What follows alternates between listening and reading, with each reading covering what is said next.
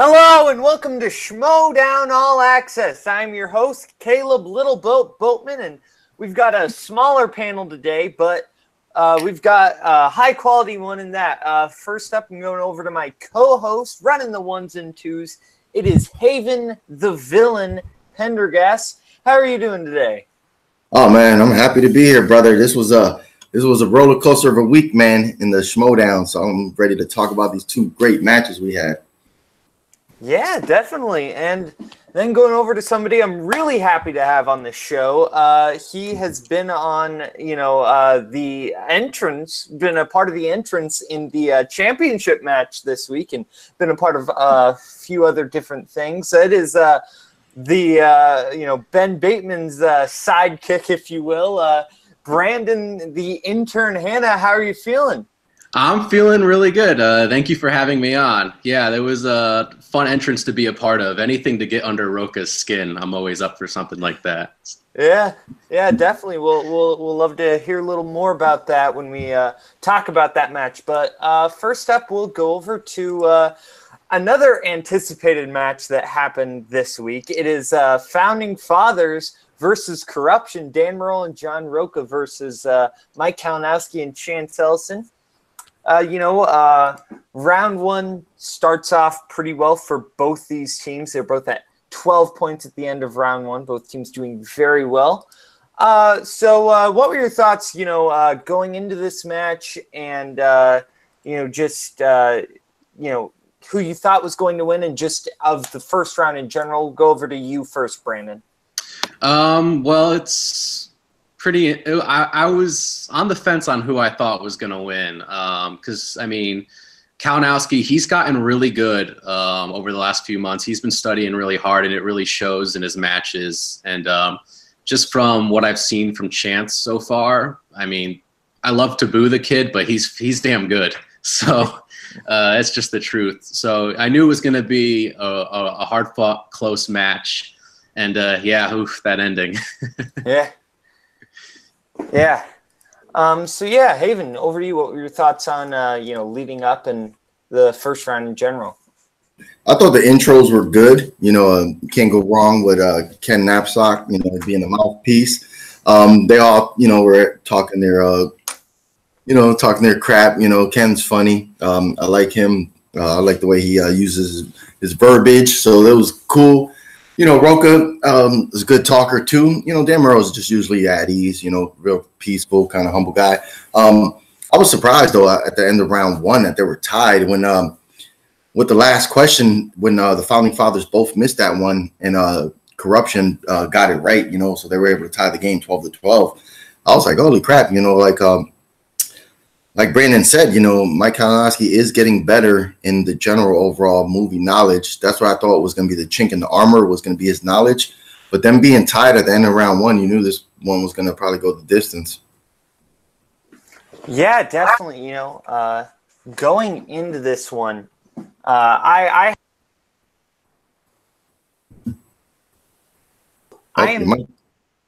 was muted. I don't know how that happened.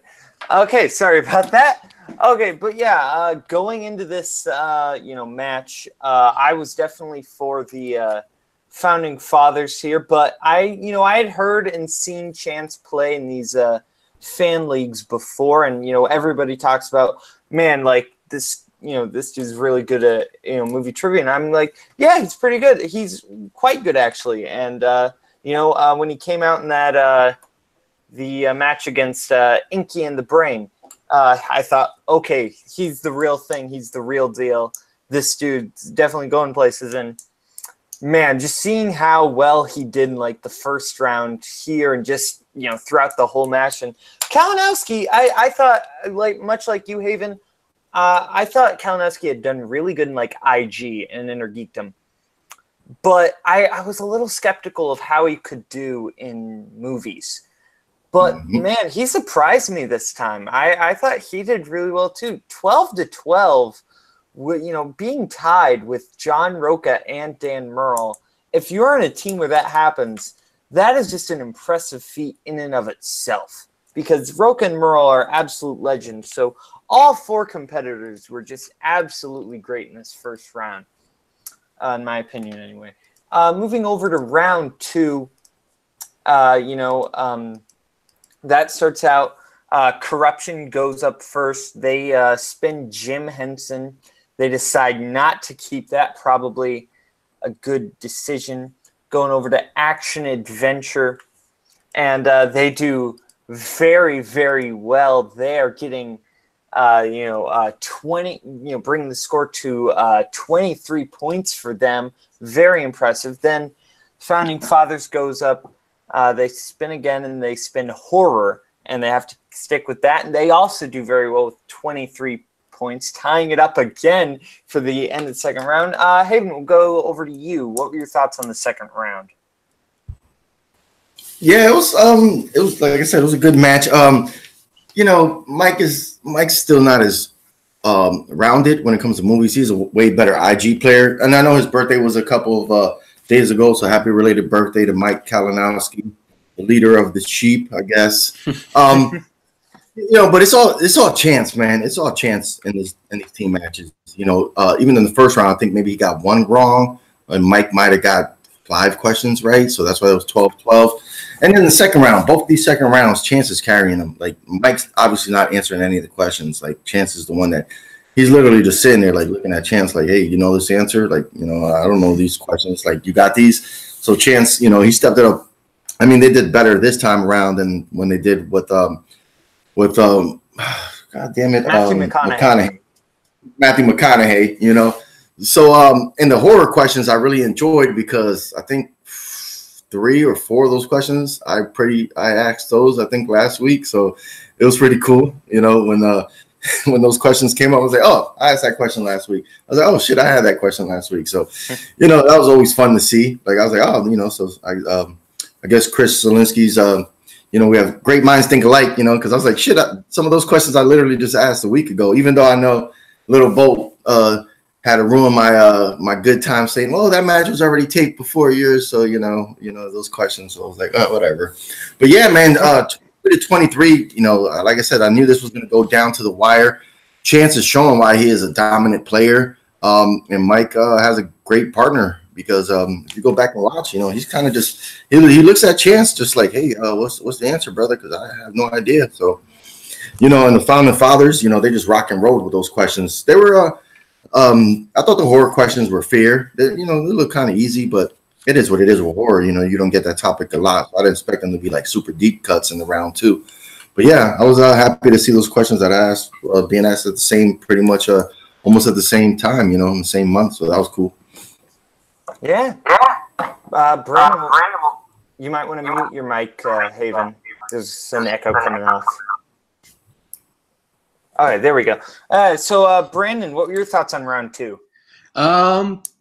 Pretty much I agree with a lot of what you guys said. I think Kalinowski and Chance, they complement each other very well. You could definitely see there are times where Kalinowski doesn't know the answer and he turns to Chance, and there's that trust and he relies on him, and it works out pretty well for them most of the time, and vice versa. You see sometimes even Chance doesn't know the answer and he turns to Mike, or maybe it's somewhere in the middle and they go back and forth exchanging possible answers.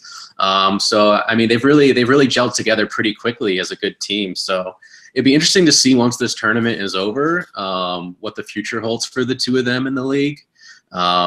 Especially with whatever puppet nonsense Kalinowski is pulling lately. I have no idea. But yeah, and then so I think if I remember correctly, you said it was the McConaughey questions that they got, right? Well, in this round they got action adventure. But yeah, last time they got McConaughey. Yeah, you brought that up, and it just reminded me of like, how could, as a huge fan of Tropic Thunder, how could you not remember the TiVo? So yeah. Yeah, we were all kind of surprised here on Schmoedown All Access that neither of them could remember TiVo. Because I've only seen Tropic Thunder about once, maybe twice. But yeah, I was like, it's the TiVo. That's one of the funniest bits in the movie when Matthew McConaughey is running.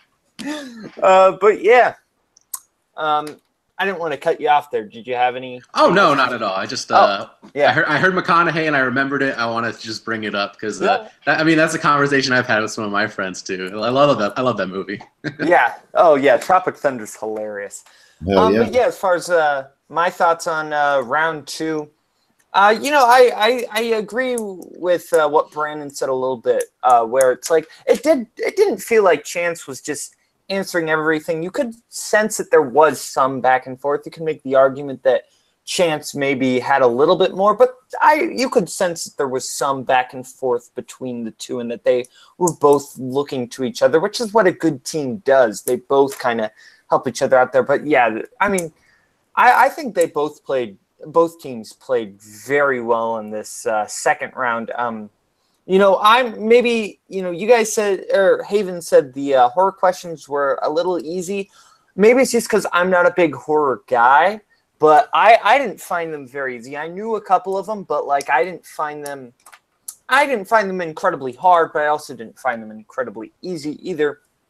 So I felt they were like medium level, which is about what you want for round 2 questions. So yeah, moving over now to round 3, it was tied up 23-23. Corruption, they go first, and it's their 2-pointer, pretty easy. Who direct? Ridley Scott, James Cameron, David Fincher, all directed film from what franchise? KO gets that right for 2 points. Then Founding Fathers goes up. What's the ballet in Black Swan? Roca gets that right. Swan Lake. Then Chance, he goes and they give him the Copland question. Who plays, the one guy in Copland? Correct answer was Ray Liotta. Chance couldn't get that. Then Founding Fathers goes up, and Dan gets that really tough 3-pointer for Remember the Titans. Who plays the daughter? Chance knew it. But Chance Kalinowski knew it, but Merle couldn't pull that one. And then goes over to KO's 5-pointer. They get that one right, and then goes over to Roca and Merle, and they get, who plays the kidnapper in Romancing the Stone, and Roca pulls it out. Oh, yeah. Danny DeVito. Which that should just be everyone's go-to answer when they don't know it. Just Danny DeVito, just in everything. Who plays Margaret Thatcher in The Iron Lady? Danny DeVito. Just the go-to answer.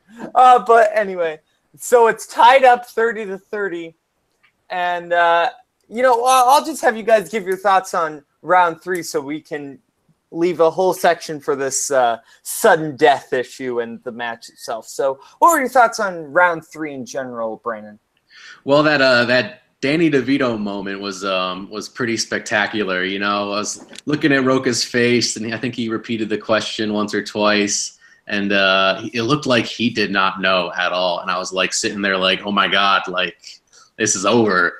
And then he says Danny DeVito, and then just the whole room erupts when it's correct. And we're like, oh my God, this is crazy. Now like sudden death, this is insane.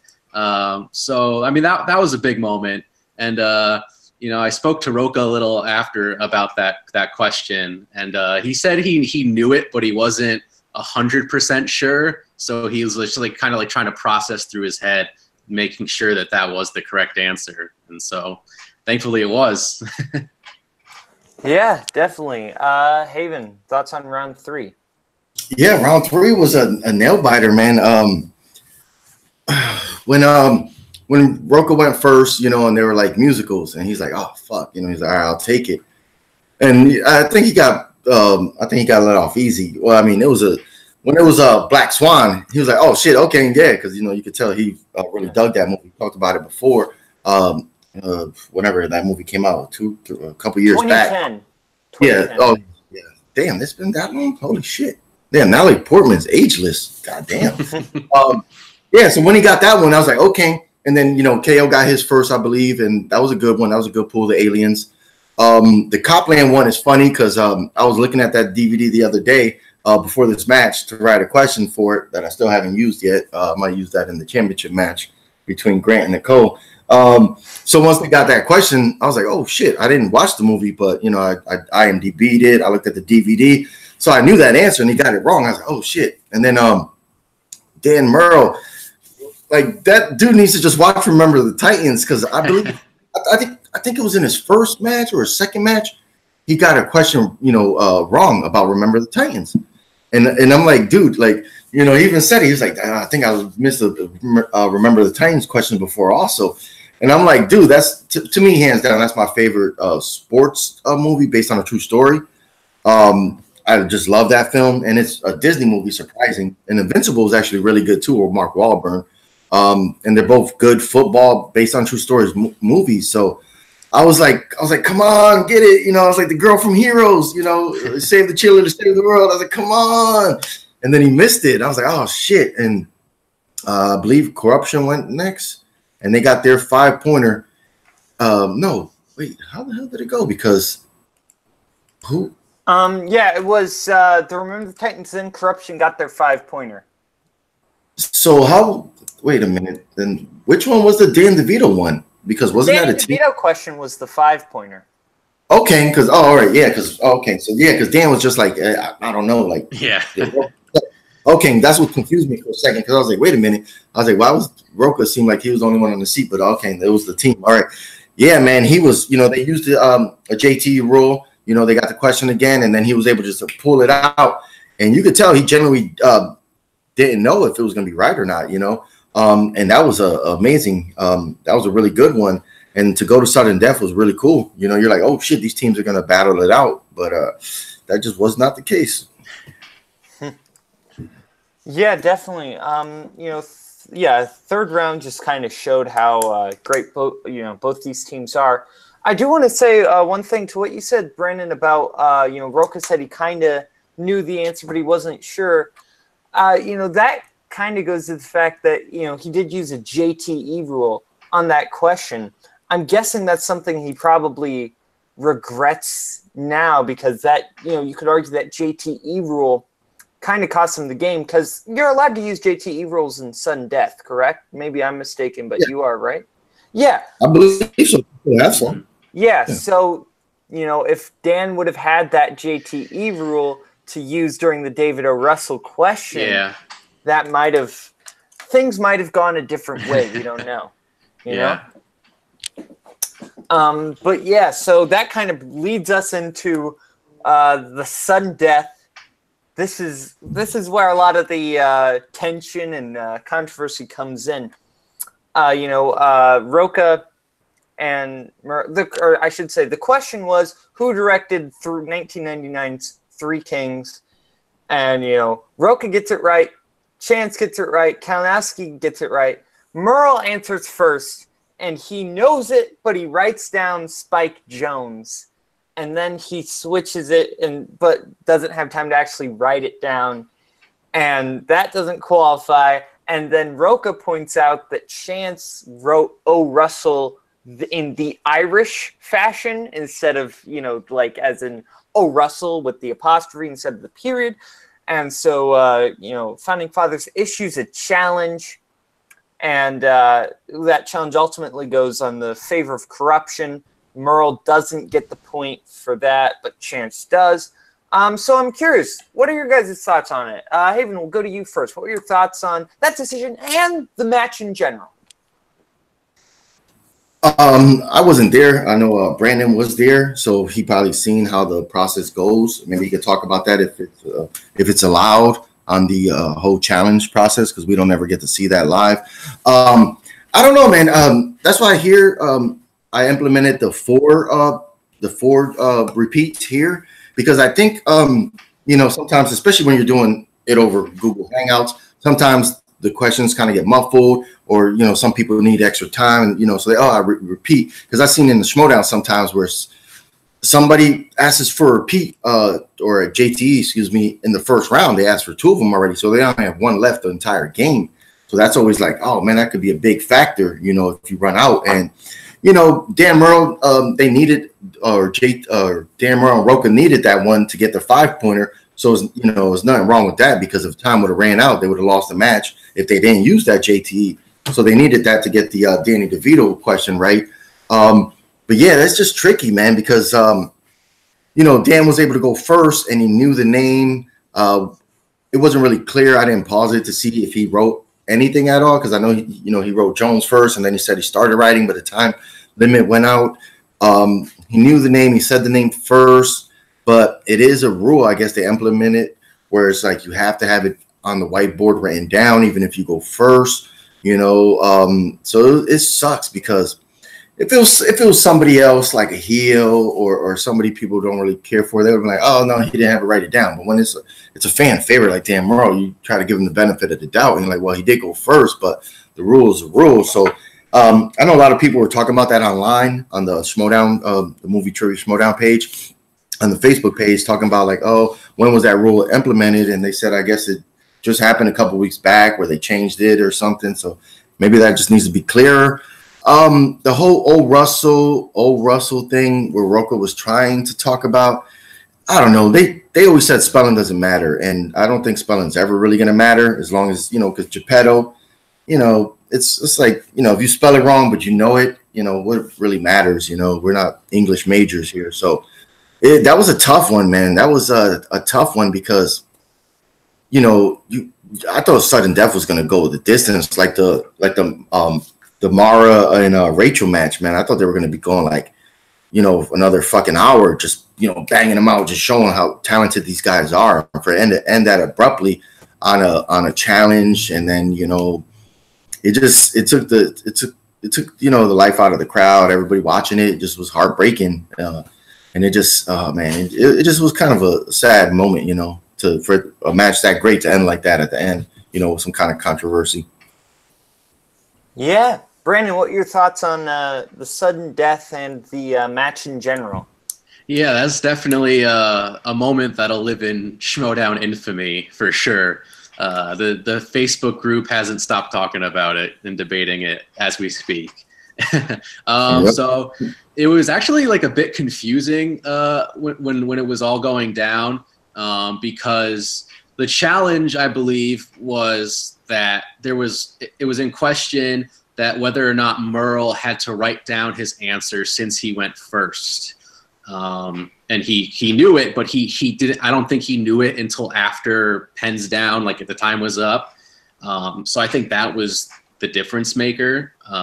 And so yeah, I think that was debated. And then on top of that, a competitor in the audience pointed out that the way that Chance wrote David O. Russell, like the Irish way. And so that sparked a whole nother issue.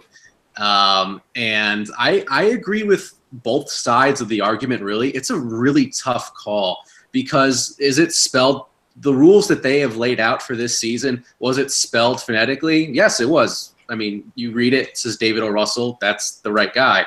But then on the other hand, you have people saying, well, the way he wrote it as his last name isn't Russell, but it's O. Russell. And that's a completely different last name. So even though it's spelt phonetically, technically the first and last names that you put down, like the last name was incorrect. So that's a really complicated issue and a tough position for the judges to be put in on that. So ultimately, based on the rules they've laid out, I agree with the call, but if it went the other way, and I honestly thought they were going to go the other way with it. So when they announced that the ruling was what they made, we were all pretty shocked, I think. Yeah, to me, Rocha, should kind of know that this is the way it is because he's been through this specific ruling before in a very iconic moment. Jane Fonda.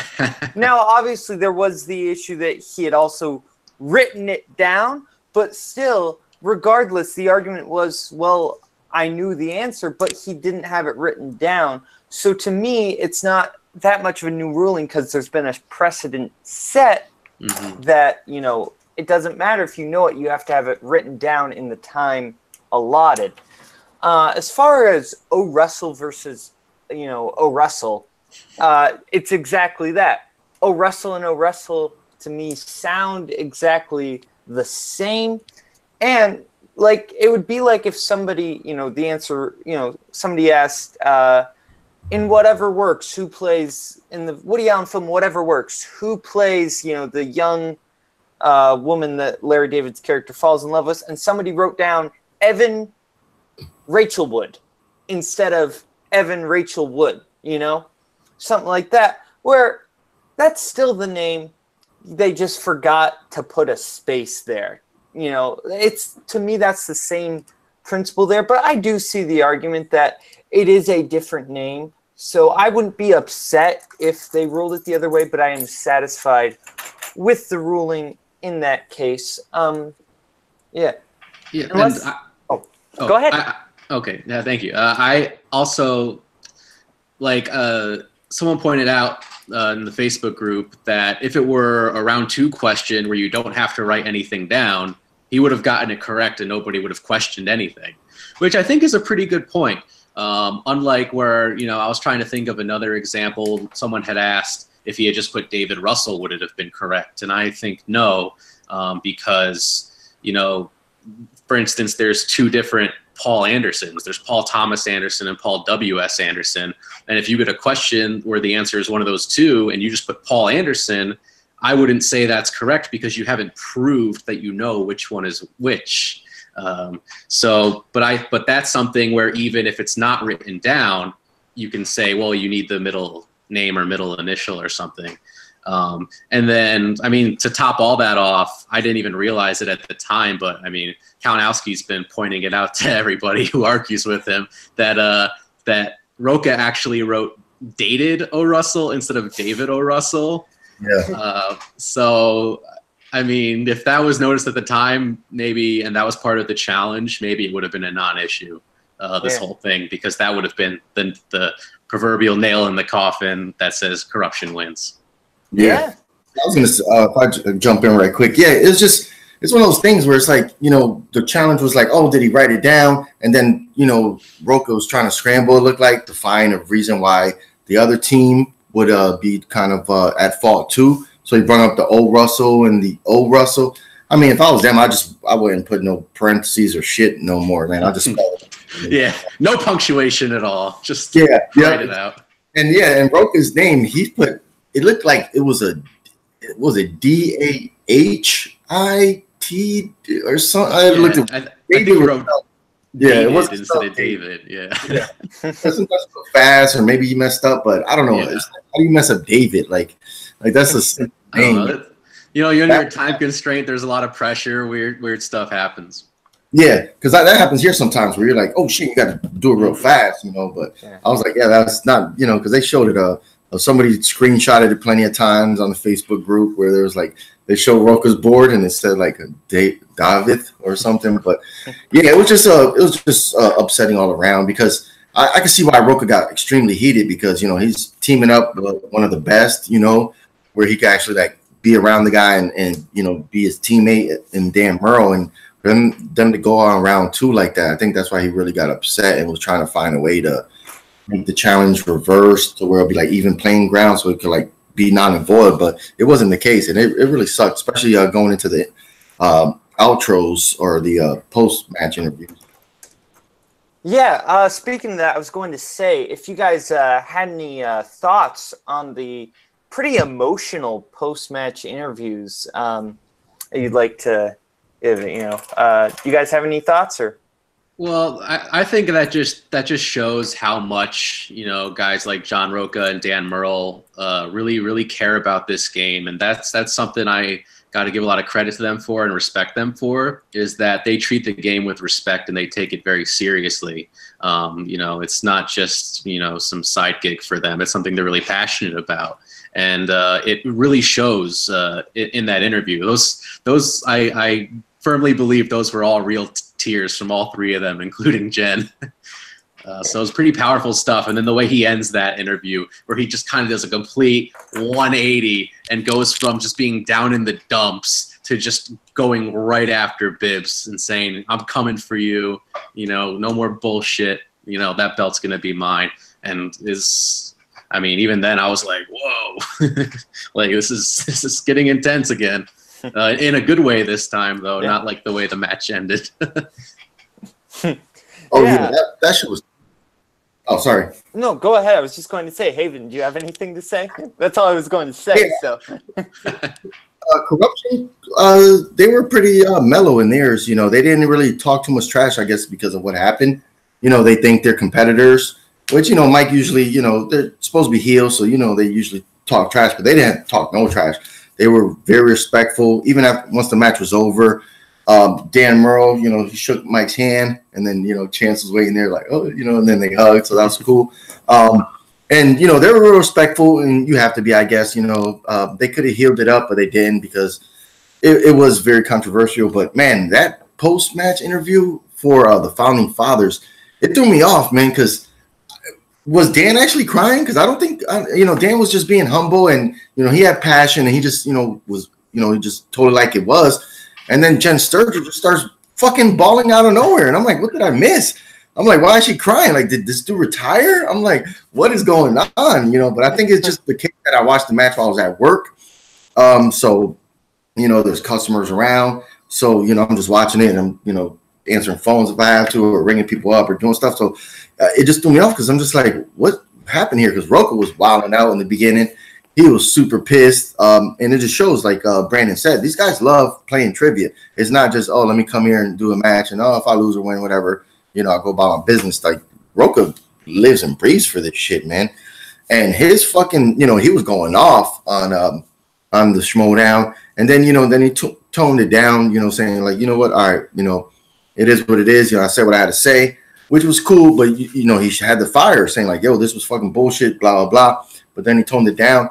And then when he went to that Bibbs interview where he was like, dude, I'm going to fuck you up. Like, I'm done playing. It's not a joke. I'm taking that fucking belt, kid. I was like, holy shit.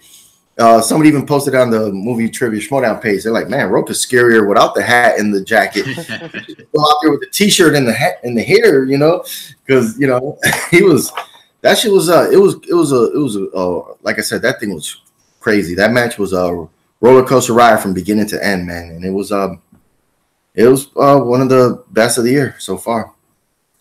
Yeah, I definitely agree. As far as that post-match interview, I kind of understood what was going on because it was obvious that, you know, they were both a little emotional over that just because of the high intensity and everything. And, you know, Roka, you know, obviously just feeling a little down. But, you know, I've kind of been in not quite to the intensity that, you know, Roka had, but in a similar style post-interview where the match when I lost to Dustin Mason, you know, I was kind of like, you know, not upset, but pretty like, yeah, well, you know, that was tough. And then I start talking about playing in the team league with me and my, you know, teammate Cameron Haas. And then I get like fired up again and get excited. That's one of my favorite post-match interviews I've ever done.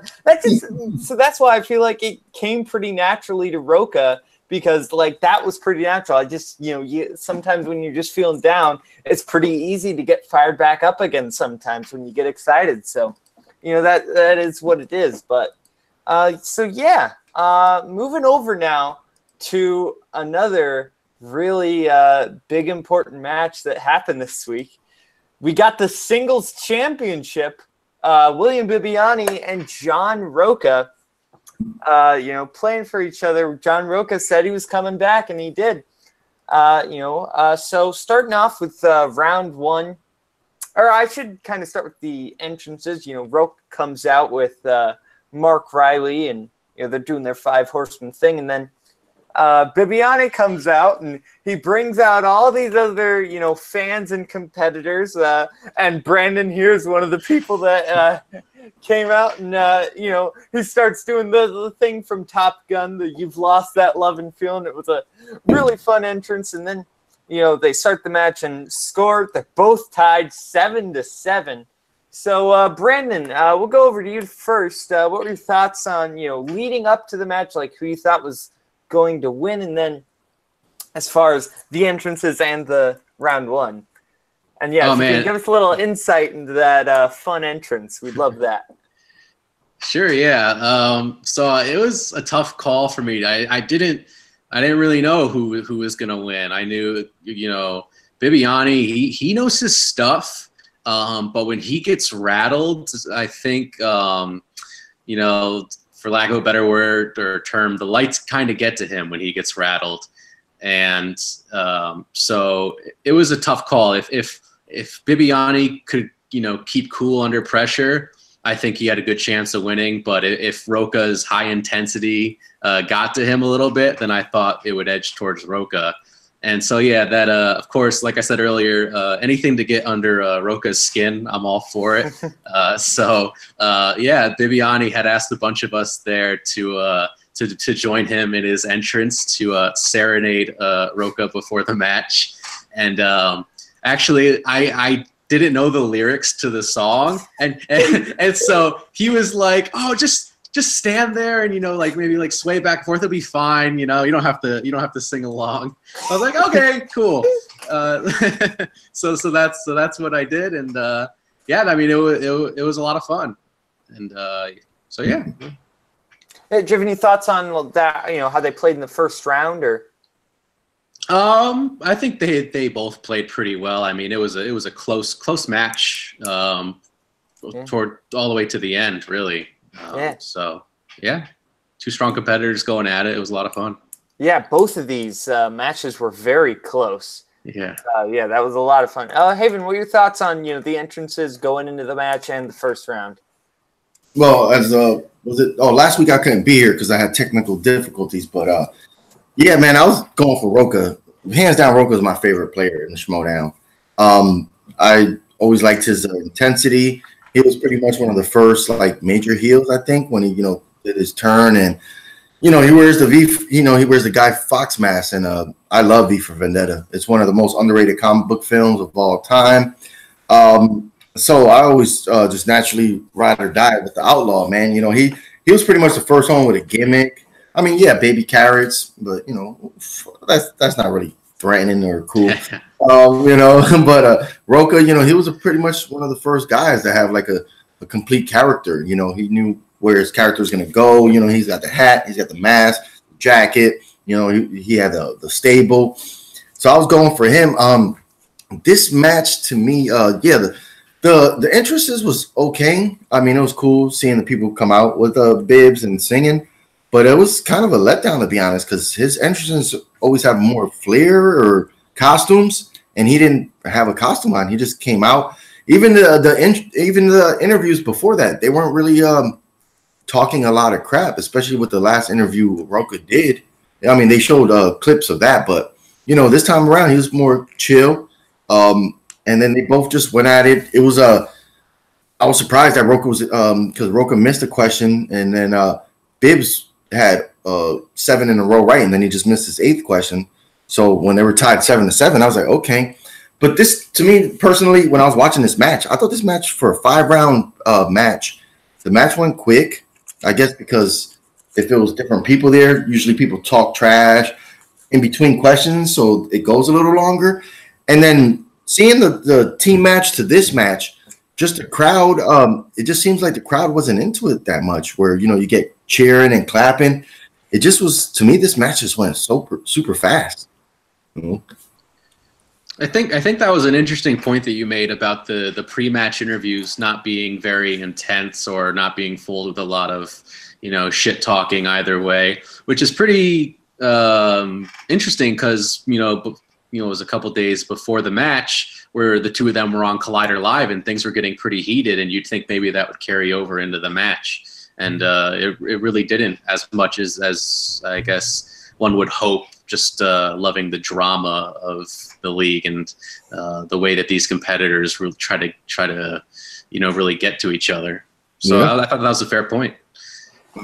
Yeah, definitely. You know, but I disagree with you a little bit about Bibiani's entrance, Haven, because I thought that was just a whole lot of a really fun reference to Top Gun, and it had this kind of sense of, you know, fun and community that kind of represents how I feel like Bibbs was as a champion. Very like about the fans and about, you know, the fun of it, and just kind of doing that, which is why I liked it, and I feel like it was kind of the perfect entrance for Bibiani's last match as a champion.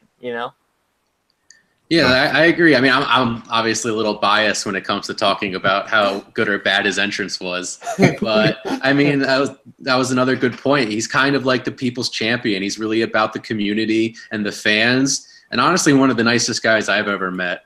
So it makes him hard to root against him. Yeah. Oh definitely. yeah, I love Bibbs. We did an interview with him that lasted, I think, almost an hour. Like that dude literally hung out with us for an hour, and I love that. He is the people's champion.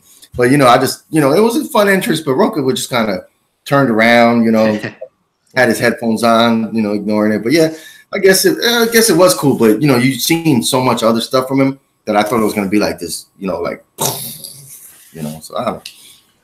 Yeah, I think that has to go with just the fact that Bibiani has made so many amazing entrances that a really good entrance like that just kind of doesn't quite look as good as maybe his Clue entrance or his Mystery Science Theater. But I think all of his entrances this season have been absolutely amazing. And if he doesn't win singles entrance of the year, it will only be because he split the vote between all of his entrances and no one could decide which one was the best. That to me, that's the only way that happened. But yeah, so now moving over to round 2, it's starts off, 7-7. Roka spins first. He gets Drew Barrymore.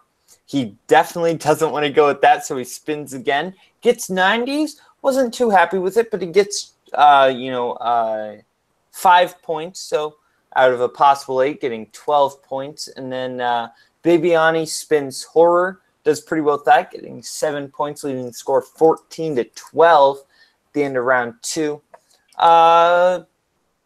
Haven, what were your thoughts on round 2? Round 2 just went by so fast. Like I said, this match just happened so fast. Like John Roka goes up, he bangs out his 4 questions like super quick, and then Bibbs goes up, spins, and then he bangs out his 4 questions. I'm like, at first it threw me off because I know teams does 6 questions. And singles is usually 4 questions in round 2, but it was just happening so fast. Where I was like, "Holy shit, they're done in round 2 already, 14-12." I was like, man, maybe they should make it 6 questions each in round 2 in the championship match because it just went by in a blur. Like they just bang, bang, bang. We're just knocking these questions out, And like I said, there was no really rapport with them back and forth, no banter. When they were standing up, they both stood up. Roka, I guess that was the mind games, where he was like, "Oh, I'm going to stand up this match too." So they were both standing up, but it was just questions asked, boom, answer. Question asked, answer, boom, and it was just there was really no banter, even with Ken, and Christian on the table. I thought there was going to be a lot more banter and stuff, but this one was just by the books, just boom, boom, boom. And round 2 just was over that quickly. Yeah. Brandon, what were your thoughts on round 2? I think Haven summed it up pretty well. It's nothing really noteworthy as far as, something big that happened with a particular question or a particular steal. But the Roka standing up, that was a fun little twist on things. Yeah. So I think I don't know if it got in Bibiani's head, but it was interesting to see him do that, and we got a little laugh out of it. So, yeah, moving over to round 3 and round 4. Sorry, I forgot to give my thoughts. Sometimes I forget to do that because I'm trying to keep this show moving. And come on, you might have the best thoughts out of all of us. So, yeah. But yeah, as far as what Haven said about the match feeling faster. I think part of that might be, genuinely true. And then part of that might just be because we're so used to, watching these team matches, so much. Because there haven't been like a regular singles match since Guy played Roka. I think that's the last time we had a singles match. So we've been so used to these Anarchy team matches that maybe we're used to like longer matches, since those are quite a bit longer than these singles matches. So might be do that, but also might be due to the fact that you are right. There wasn't it didn't feel like there was quite as much banter between the two players. So I feel like it was kind of a combination of both those things. As far as it was probably pretty wise for Rocha to spin Drew Barrymore again, and he did better with 90s than I think most of us expected him to based on his reaction to not getting 90s. But, he didn't do great, but he did pretty well. 5 points is nothing to sneeze at. And then Bibiani's obviously a horror guy, so he, getting 7 points is definitely something we all kind of expected him to do because he's pretty great in horror, and he played very well. Moving over to the third round here, they get their question category of Sly and Arnie and Over the Top. What does Stallone's character do before every arm wrestling match? They both bet 2 points. Bibiani doesn't get it. Rocha does, and that kind of switches their points around from 14 to 12 to 12 to 14. Moving over to round 4, Bibiani and Rocha. Bibiani playing very well in the speed round, getting 16 points, but Rocha not losing any points and getting one with 15. So what were your thoughts on the round 3 question and the speed round? Going over to you first, Brandon. That was a surprising question for Bibbs to get wrong, the over the top question. I mean, I've only seen like bits and pieces of that movie, and then I figured it out pretty quickly, and I think a lot of us in the audience did. But I mean, that's a tough question if you've never seen the movie, or even if you haven't even seen it in a long time. I don't blame him for getting it wrong. But yeah, I mean, like I said, I couldn't like the match went by quick, just like Haven pointed out. I can't remember anything of note from those rounds other than that one question either. So maybe you guys have a better take on it. Yeah, Haven, over to you. Yeah, I believe that was a Patreon question for round 3. Once Christian asked the question, he was like, "Oh, this might be the easiest, round 3 question we ever had in a championship match." And I think the crowd, because like I said, the crowd just seemed like maybe because it was a championship match and these guys had this like blood feud almost, that the crowd maybe expected stuff to go down. So maybe that's why they were kind of quiet the whole match, that whole question was like, when they asked the question, I was like, oh shit. And it took me a second. And I was like, what the I was like, oh yeah, because I remember watching it as a kid. I haven't watched it since I was an adult, but it was for Bib to get that one wrong, I guess it was kind of surprising. I think it was just maybe overthinking. That's the type of movie. Like, that was a good question. It was a good question. I would have never thought of writing that question, so I thought that was a really good question. It seemed like something so easy, but you could forget it. And Rocha was able to get that one. And then I thought after round 4, with Bibbs getting 4 right and Rocha only getting 1 right, I was like, oh shit, Rocha might have lost some momentum. I thought Bibbs got the momentum, so I was like, oh shit, round 5 looks like Bibbs is gonna take care of business. But it was close. It was close going into round 5, so it was pretty much neck and neck. Yes. Brandon, were you gonna say something? Oh, I just wanted to address, Haven's brought up a couple times that the crowd didn't really seem too into it. And I think with some of these big matches, it might feel that way because everyone is just more focused on really paying attention to the questions in the match and just following along what's going on. And it doesn't necessarily create like a high energy environment sometimes. I guess the biggest example of that with a little twist on it was when Merle played Guy. I mean, everyone was so into it and so surprised at what they were watching. I mean, you could hear a pin drop in that place. That's why, you can see in the video, Guy was just like, come on, what, you're not cheering? Like, everyone was just in disbelief of what was happening. It was amazing. Honestly, to me, side note, that's my match of the year. That was a lot of fun to watch. Oh, hell yeah. Yeah, but even that match, the crowd got into it here and there because Guy was going them like, oh, what? He's a showman. Him and Ben are the best in the league at putting on a show and being entertaining. So, when things get quiet, he knows exactly what to say to rile the crowd up. Oh, yeah. But I don't want to take away from this match, so we can get back to talking about that. But yeah, as far as that point goes, I think Brandon kind of hit the nail on the head here, because at least for me, I didn't really notice that because I was like so nervous about what was going to happen. I was like, well, is it going to be Bibiani? Is it going to be Roca? Because it was just so back and forth. I was like, what is going on? Because Bibiani was in the lead. Now it's Roca. Now it's Bibiani again. It was just like, what's going on? And on that point, Bibiani was really good in the speed round, which surprised me because when he played, Andreyko, I don't believe he tried to answer once in the speed round when he played Andreyko for the championship. But this time, he was just knocking those out of the park. He probably practiced with the buzzers, like they give the competitors the option to do to kind of help him work with the speed round a little bit, or maybe just because he had played in the speed round before, it gave him a little bit more experience. Who knows? But that is a point, and I thought Bibiani played very well in the speed round. Now moving on to round 5, Roca goes up first, and he misses a question. I was very surprised he missed. Who plays the character that Jim Carrey's kind of terrorizing in The Cable Guy? He guesses Ben Stiller. It was Matthew Broderick. Roca gets his 3-pointer. Who directed Maltese Falcon, Treasure Sierra Madre, and Annie. He gets that right. It was John Huston for 3 points. Moving it back to Bibbs.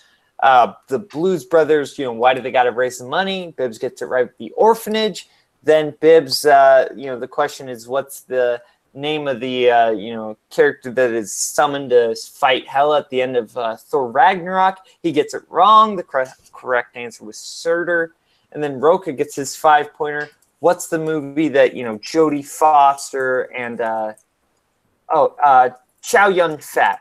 What's the movie that they did together? Takes Bibiani a little bit takes Roca a little bit to answer, but he gets it right. Anna and the King. Then bringing the score or the question back to Bibiani, where it was who plays, the villainous woman in Man from U.N.C.L.E., and he knows it, or he feels like he knows it, but he can't quite get it, and he guesses Rosamund Pike. And then Roca wins the match. So, Brandon, what were your thoughts on round 5 and the match as a whole? I mean, there was a couple questions that I was like a little surprised. Like the Surtur question, being a huge Inner Geekdom guy, to me that was like a layup. But I can understand how someone like Bibiani or Roca might not know the answer to that question, at least right away. But I mean, there was a lot of questions, obviously, that Bibiani got right and Roca got right. And I had no idea either. I mean, that's why these guys are 2 of the best in the game. So I mean, it was just a really hard fought battle between the 2 of them, and it came down to somebody had to win and somebody had to lose. And so it wasn't like one person was completely dominant over the other, not just in this round, but in any round really. Although, like you said, Bibiani really performing well in the second round and the speed round. But I mean, at the end of the day, does Bibiani know more trivia than Roca? Maybe. I mean, I've seen Bibiani answer a lot of questions from behind the scenes of other matches, and maybe with no pressure, it's very, the answers might come easier to him. I don't know. But at the end of the day, guys like John Roca, they know how to play the game. It's not just who knows more trivia. It's knowing how to play the game, knowing how to take advantage of the wheel round and and the speed round and things like that. And there's a lot of intricacies that go into it, just like any sport. But I mean, like I said, I think that match could have gone either way. They both performed really strongly. Yeah, definitely. Haven, over to you. Thoughts on the 5th round and the match in general? The match was great. 2 great competitors. When Roca missed his 2-point question, I thought that was going to be a wrap. I really thought it was going to be over at that point. Ben Stiller directed that film. Maybe that's why I think he thought about it, because Ben Stiller directed that film, and that film got a lot of flack. And that's why Ben Stiller kind of shut down for a couple years, and then he got his big break. I think 4 years later with something about Mary that put him on the map, and then he was able to do stuff after that. But he wasn't directing nothing. That was for sure for a while. So I think that once he got that one wrong, I was like, oh, Matthew Broderick. And he goes, you know, Ben Stiller. And I was like, fuck. Yeah. I had the same reaction. I literally thought the match was wrapped then. I was like, fuck, Roker, are you kidding me? He got his 3-point question, which, to be honest, I wouldn't have got. I didn't know the answer to that. I'm not really that diverse with directors, which I should try to study, but I just don't have enough time out the day. So he got his 3-pointer. Then it went back to, because he missed first. So he stayed with him, right? It didn't go to Bibbs next, did it? He set his 2-pointer, then his 3-pointer, and then it went over to Bibbs' 2-pointer. Yep. Bibbs got his 2-point right, which was that's why I was like, oh shit. I was like, man, Bibbs gonna kill the 3-pointer, man. That was shocking that Bibbs missed it. William Bibiani, if you guys are part of the Facebook page, the movie trivia Schmoedown page, he posted a lengthy letter. He penned a beautiful letter explaining what happened in the match, and he talks about that question. You know, he did say that, you know, sometimes the MCU changes some stuff when it goes to the movies, but they did not do that, and that's happenstance. That guy is a Thor villain.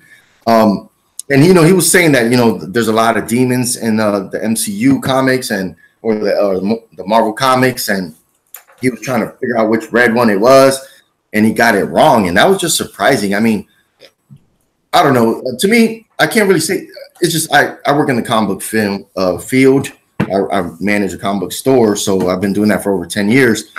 So even before watching the movie, I could answer that question in my sleep. So, you know, if he's only watched that movie one time, then maybe he could have got it wrong, which I understand. But a lot of people are like, oh, man, that was super easy. But, you know, you have to watch the movie a couple of times probably to remember that name. So once he got that one wrong, I was just like, holy shit, you know. Then it went to the 5-point question, I think, for Roka. Roka got his. And then Bibbs just yeah, the Bibiani question, to me, I wouldn't have got that one right. That's one movie I did not see, Man from U.N.C.L.E. You know, some people say that was okay, but it's one of those movies. It's just happened so much nowadays in like the last 10 years. There's just so many movies that come out, and they might be good, but there's just so much content coming out now with movies on streaming services or just movies in general, where it's like, oh, that movie is really good, but nobody talks about it the next month. Like, it just goes under the, you know, it just, you forget about it. So for him, and you know, he even said it on his in his penned letter that he thought he ran out of JT rules, you know, so that's why he just blurted out an answer when he had one left. He didn't know that, so he was saying that maybe they could do a better job, maybe implementing some kind of system where it shows how many JT rules the players have left, because you know, he asked for one, and then the time was running out, and I think that's where the lights, you know, got to him, that he didn't realize he had one left, and he just couldn't. Oh, he said he could see the face, but he couldn't just pull the name. And you know, he lost the match, and it was a shocker. You know, because I think all around knowledge, he's a killer when it comes to movie trivia. Like if you're probably shooting the shit with him, asking him questions, he probably just knows the answers like this. Like, he could tell you so much. He probably has so much more movie knowledge in his pinky than all of us combined. But I think the format of the game and some questions and the time limit, sometimes they might just rattle him, where he's trying to, you know, cipher through his vast knowledge, and he just got that one wrong. And fuck, now we got Roka as a 2-time champion. Holy shit, that is freaking awesome. Yeah, and I've seen Man from U.N.C.L.E. like 2 or 3 times, and even I couldn't remember the name of that actress. And that's an interesting debate to be had about the JTE rule. I kind of like it the way it is, because it adds to like that element I mentioned earlier about knowing how to play the game, and it's up to the competitors to know how many JTE rules they have left and when to use them and when not to use them. And I think that just adds another factor into being not just a strong trivia guy, but a strong competitor in this league, knowing how to play the game. And that's what could give you an edge over someone who might know a little more than you. Yeah, that's a fair point. Yeah. He could have said, hey, do you have any left? And they usually say like, oh yeah, you got one or two left, but I think the time was just running out and you just kind of verbalize it. Because he could have said, hey, do I got any more JTs? Oh, give me one. Because that's happened before. But I think the 5 rounds, he might have lost track of if he used some. So I think that might have done him in. Yeah. I already went to you, Brandon, on your thoughts, right? Yeah. Yep. Yeah, okay. Sorry, sometimes it's hard to keep track of who I went to. It's okay. Yeah. I just want to make sure. As far as my thoughts on that, I mean, yeah, that was I was very surprised. I had a similar reaction to you, Haven, with the Matthew Broderick question, because I actually really love The Cable Guy.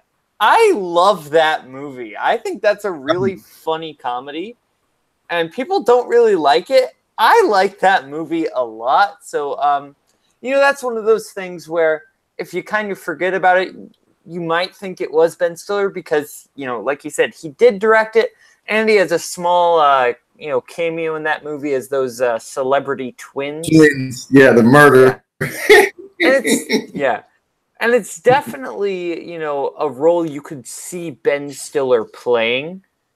It feels like you could see Ben Stiller in that Matthew Broderick character role. Yeah, I knew the John Huston one, and I thought Rocha wasn't going to get it. And then when he's like John Huston, I just let a sigh of relief. Because at this point, I was just like, man, I loved having Bibbs as champion, but man, it'd be so great to see the Outlaw back with the belt again and, being the champion again. Man, then, Bibbs gets the orphanage question right. Pretty easy Blues Brothers question. I'll admit, I didn't get Surtur either. I didn't know that one. I guessed Mephisto. That's like a demon from the Marvel Universe, right? Yeah. Yep. I couldn't quite remember, so I just kind of guessed because that was one that I knew, but I'm not great in it, in IG, so I feel like that was kind of the way Bibbs was feeling that. Then I was impressed that Rocha got the Jodie Foster question because I had no idea about Anna and the King. Fat baby. Yeah, I didn't know that one, and then so he gets that, and then I didn't know the Man from U.N.C.L.E. question either. I thought that was really tough. But overall, man, it feels so good to see Rocha, back with the championship title. I'm a big John Rocha fan, and it feels really good to see him back, in the proverbial saddle, for lack of a better word. Unless anybody has any other thoughts on this match, I would like to quick kind of get your guys' predictions for next week's match. Just quickly, any thoughts on this match or left or kind of said everything? Okay. Yeah, I'll say something if nobody else can say that. I just thought it's just bittersweet, man, because both of these guys are so great. Like, I love William Bibiani, and sometimes he just, like he stumbled. He missed the last 2 questions of the championship match, so it was kind of like what would have happened if Rocha would have lost? Maybe he would have just retired for a while. So like, oh, I'm not in a team tournament. I'm not. What the fuck else am I going to do this year? Probably nothing. So it's just like he kind of had to win this match, to stay in the league, because if he would have lost this, especially losing the team match, I don't know where he would have went from here, And William Bibiani, I would have loved to see him having a longer title run, but he's not a quitter. He'll be back, but I think it just had to be, man, because I don't know what would have happened if William Bibiani would have kept the title in this match. Both those guys deserve it. Both guys are great players, but that's the only thing I think of sometimes where I'm like, man, imagine if it would have went the other way. Like, I could see the Outlaw just like hanging it up for a while, so I'm glad he won the title back. But at the same time, it sucks that William Bibiani lost the title because he's a great guy. He's funny, he's smart, he's witty, charming, he's everything you want in a player. But it had to be. But it was a great match. Yeah, we'll have to see if Rocha can actually defend this belt, something he's proven unable to do in the past. Yeah, that's true. Yeah, we'll see. I'm curious if he'll be able to do that at the Spectacular or not, because there's a lot of great competitors coming out of the woodwork to play in this Spectacular. So I do want to get your guys' quick predictions on next week's matches. On Tuesday, we've got the Harris Bros versus the Odd Couple. That's Entrick Snyder versus John and Lon Harris. And then on November 2nd, we got Who's the Boss versus Corruption. You know, Mark Riley and someone, Brandon Hanna is obviously a fan of Ben the Boss Bateman. And then Mike Kalinowski and Chance Ellison. So, Brandon, we'll go to you first. What are your thoughts on who's going to win those two matches? So like Odd Couple and Harris Brothers, I actually think that the Odd Couple, they've got some pretty good chemistry, and they've been able to perform really well together. And the Harris Bros are kind of, you know, unproven with everything that happened with JTE. And so it's going to be really interesting to see. I think I would have to give the edge to the Odd Couple, just because Andrejko and Snyder are such strong competitors, and they've proven to perform really well together. And of course, any match that Ben Bateman is in, he's automatically the favorite because he's the boss, and that's he wins. That's what he does. So I have no doubt in him and Riley's ability to take down Corruption and go all the way to the top of this tournament. So we'll see what happens. Yeah, Haven, what do you think about these two upcoming matches? My bracket is officially broken because Corruption won their match against the Founding Fathers. But I do have the Odd Couple making it to the end, to the finals. I thought it would have been interesting. I thought they were going to play JTE and Lon Harris. I thought that would have been a great kind of expatriate versus expatriate, but tragedy happens. Yeah, the Harris brothers, they're the new brother that came in. What was it? John. Moron? What? John. Oh, John. Yeah, John. He didn't do that well in the first. Shamarone, everybody! If you watch that match again, the first round, he didn't do that well. So it really depends, but I do have the Odd Couple winning that. I like the chemistry. I like them two guys back together. They have a great manager, and I hope that they win. I know Lon Harris is really good, but I think that the way the Odd Couple's playing right now, I think they both believe in themselves. I think they got the chemistry back, and I want them to win. On the other side of the tournament, I do have Who's the Boss winning because, you got Finstock as your manager. Boom. That's fucking golden. You got the boss, Ben Bateman, the GQ of the movie trivia league, and then of course you have the champion, man, the former champion Mark Riley. And I think after seeing what happened with the Founding Fathers, I think Mark Riley's gonna make it his mission to make it all the way to the end. I think after he's seen that match, he's gonna be like, oh fuck that, I'm not going out like this in the second round. We gotta kick ass and take names, and I think that's what they. Wait, second round or third round? Is this what round are we in now with them? Third. Round. Yeah, third. Yeah, we're getting down to the nitty gritty. Holy shit! Yeah, I gotta go up. I gotta go. Who's the boss? Chance. I love that kid. He's a great dude, but I hate Mike, so I gotta go. Who's the boss? Yeah. As far as my thoughts on those two, I'll start with Odd Couple versus Harris Bros, because I pretty much agree with you guys on that.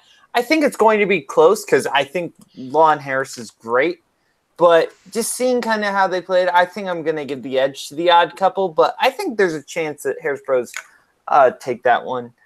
As far as Corruption versus Who's the Boss, I'm going to have to give the edge to Corruption here. If they can beat Roca and Merle, they can beat Bateman and Riley, okay? The boss baby over here might disagree with me. But I haven't heard that one before. Yeah. But yeah, I think Riley and Bateman definitely do have a shot. Because they're a great team. I doubted them at the beginning because my bracket's been busted since they lost to Fouch and Zipper. But I think they have surprised me, and I'm going to hate to like vote against them again because every time I've gone against Who's the Boss, I've been absolutely wrong. But if Chance and KO can beat Roca and Merle, then I think they've got this. I think they do. I think there's a shot, but I think they got this. I'm sorry. Never bet against Ben Bateman. Okay, Nope. It's him and Riley. They've just gelled so well together.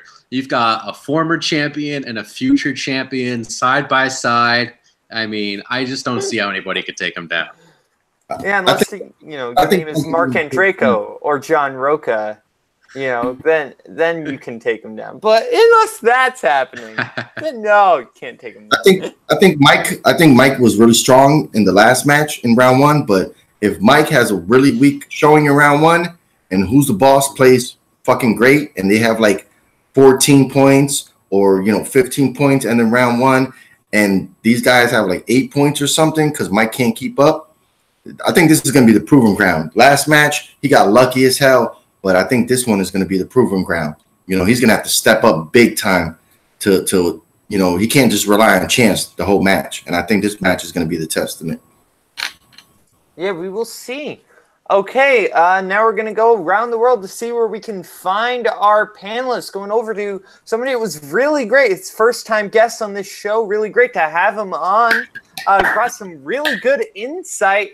Brandon Hanna, why don't you tell us, everybody, where they can find you? Oh, thank you for having me on. I had a lot of fun. So hopefully, I know my analysis of the matches wasn't quite up to par with you guys, so I'm glad that you were able to balance me out. Oh, it was all right, dude. But no, it was a lot of fun having you here. Right, you got I appreciate really interesting, points of view on a lot of stuff. So, man, yeah, you're welcome back anytime you'd like to be on.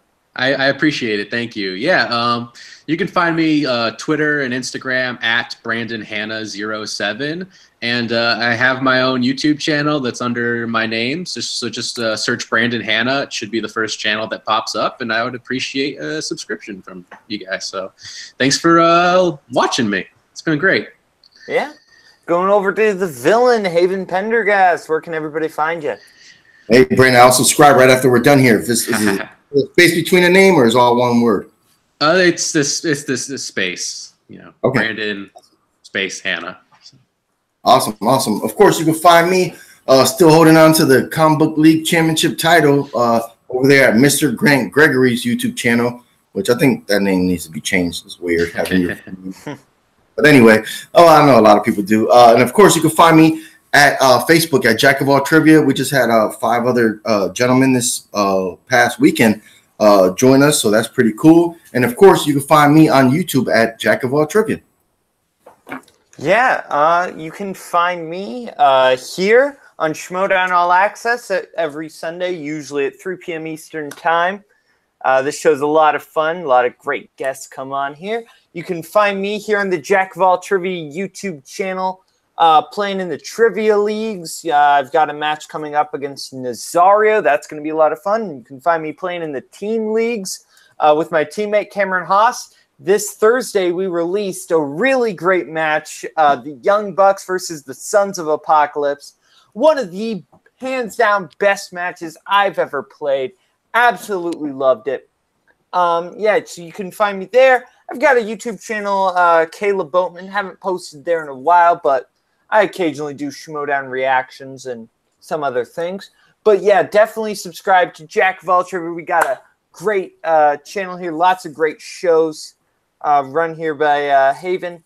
So yeah, from Brandon, from Haven, from me, Lil Boat, this has been Schmoedown All Access. Peace.